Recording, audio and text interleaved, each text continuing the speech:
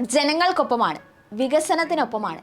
കേരളത്തിലെ വിനോദസഞ്ചാര മേഖലയെ സ്ത്രീ കേന്ദ്രീകൃതവും സ്ത്രീപക്ഷവുമാക്കാൻ കൂടുതൽ പദ്ധതികളുമായി ഇറങ്ങുകയാണ് സംസ്ഥാന സർക്കാർ.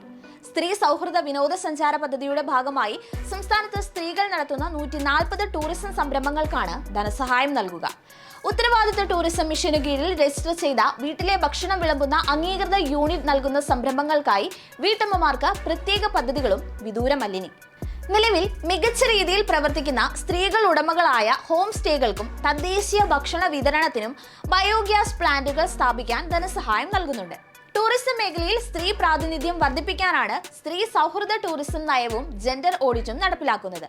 മാത്രമല്ല, സ്ത്രീകൾക്ക് മാത്രമായി ഡിസ്കൗണ്ട് ടൂർ പാക്കേജുകളും ഉണ്ടാകും. ആഗോള വിനോദസഞ്ചാര ഹബ്ബായി വളരുന്ന കേരളത്തിന് ഈ സംരംഭങ്ങൾ കൂടുതൽ മുതൽക്കൂട്ടാകുമെന്നത് എടുത്തു പറയേണ്ടതില്ലല്ലോ.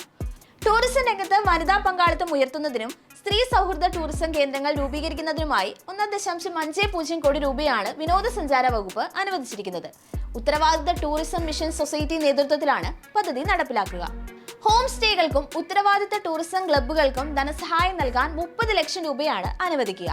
UN വുമണിന്റെ നേതൃത്വത്തിൽ ടൂറിസം വകുപ്പ് കഴിഞ്ഞ ദിവസം നടപ്പിലാക്കിയ ആഗോള ലിംഗസമത്വ ഉത്തരവാദിത്ത വനിതാ സമ്മേളനത്തിന്റെ പിന്നാലെയാണ് ഇപ്പോൾ ഈ പദ്ധതികളും നടപ്പിലാക്കുന്നത്. ഇന്ത്യയിൽ ആദ്യമായി സ്ത്രീ സൗഹൃദ ടൂറിസം പദ്ധതി നടപ്പിലാക്കിയ സംസ്ഥാനം നമ്മുടെ കേരളമാണ്.